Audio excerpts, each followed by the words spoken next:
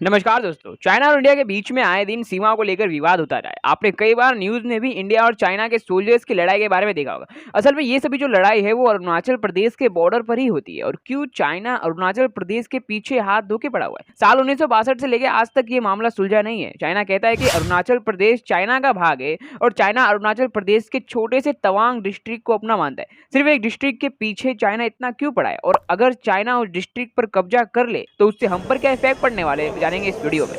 सबसे पहले तो आप ये जान लीजिए कि अरुणाचल प्रदेश का मामला शुरू कैसे हुआ था, यानी कि किस कारण की वजह से चाइना अरुणाचल प्रदेश को अपना हिस्सा मानता है। तो असल में 1900 के स्टार्टिंग में ऐसा कहा जाता है कि अरुणाचल प्रदेश और तिब्बत के बीच में मतलब कोई सीमा निर्धारित ही नहीं थी। भारत के लोग तिब्बत जाते थे और तिब्बत के लोग भारत भी आते थे। इसकी वजह से यहाँ पे मुगलों और ब्रिटिशों ने भी शासन नहीं किया, क्योंकि यहाँ पर कोई सीमा ही डिफाइन नहीं की गई थी कि कौन सा हिस्सा भारत का है और कौन सा तिब्बत का है। इसी प्रॉब्लम को लेकर ब्रिटिश, तिब्बत और चाइना ने मिलकर शिमला समझौता किया, और इस शिमला समझौते में तिब्बत और अरुणाचल प्रदेश के बीच एक लाइन खींची गई जिसे हम मैकमोहन लाइन कहते हैं, और इस समझौते में तवांग डिस्ट्रिक्ट को अरुणाचल में डाल दिया गया। उस टाइम पर तिब्बत इंडिपेंडेंट और कमजोर देश हुआ करता था, इसलिए तिब्बत ने यह मान लिया। 1935 में इसे वर्ल्ड के मैप में भी दिखा दिया गया, लेकिन चाइना इस समझौते को मानने से इनकार कर देता है और 1950 आते आते वो ताइवान को अपने में मिला लेता है। अब इसलिए कि वो इस समझौते को नहीं मानता है, इसलिए चाइना ऐसा कहता है कि अरुणाचल प्रदेश भी तवांग का ही भाग था, इसलिए हमें पूरा अरुणाचल प्रदेश चाहिए।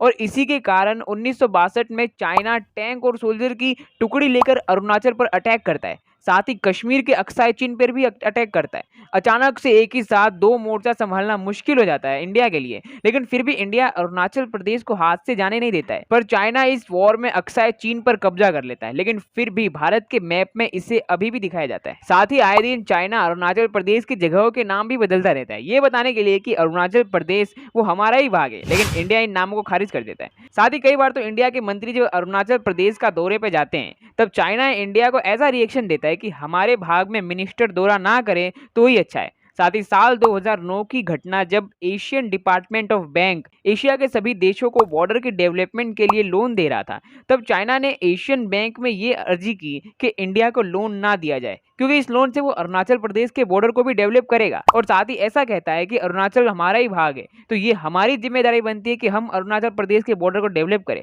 ऐसे बहुत से काम चाइना आए दिन करता रहता है, ताकि वो ये बता सके कि अरुणाचल चाइना का हिस्सा है। लेकिन अब अगर बात करें कि क्या होगा अगर चाइना अरुणाचल प्रदेश पर कब्जा कर लेगा, क्योंकि जैसा मैंने पहले आपको कहा कि इंडिया और तिब्बत के बीच में कोई बॉर्डर ही नहीं थी, जिसके कारण अरुणाचल के तवांग में वही कल्चर को फॉलो किया जाता है जो तिब्बत के लोग करते थे।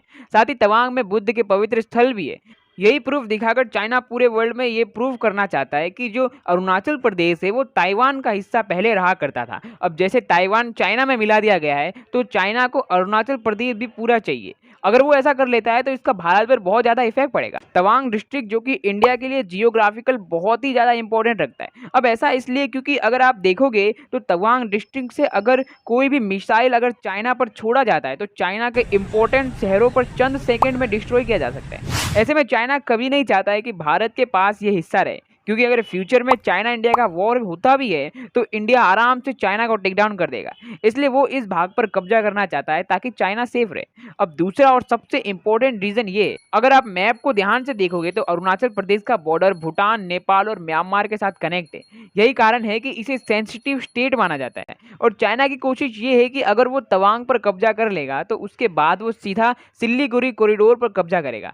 और भारत कभी नहीं चाहता कि वो सिल्लीगुड़ी कॉरिडोर पर कब्जा करे, क्योंकि अगर चाइना इस कॉरिडोर पर कब्जा कर लेता है तो वो कहीं ना कहीं इंडिया को नॉर्थ ईस्ट स्टेट से अलग कर सकता है, इसका कनेक्शन तोड़ सकता है। यानी मान लीजिए नॉर्थ ईस्ट साइड अगर वॉर होता है तो इस कॉरिडोर से ही इंडियन आर्मी को भेजा जाता है, लेकिन अगर यही कॉरिडोर चाइना कब्जा कर ले तो वो नॉर्थ ईस्ट राज्यों से इंडिया का कनेक्शन ही तोड़ देगा। ऐसे में वो पूरे नॉर्थ ईस्ट के साथ साथ भूटान, नेपाल, बांग्लादेश पर भी कब्जा कर लेगा। बस इन्हीं कारणों की वजह से सरकार आए दिन अरुणाचल प्रदेश पर हाईवे बनाने पर पैसा खर्च कर रही है, जितना हो सके उतना, ताकि इंडियन आर्मी को अच्छी ट्रांसपोर्ट सिस्टम मिल सके और बॉर्डर को ज्यादा से ज्यादा डेवलप और सुरक्षित किया जा सके।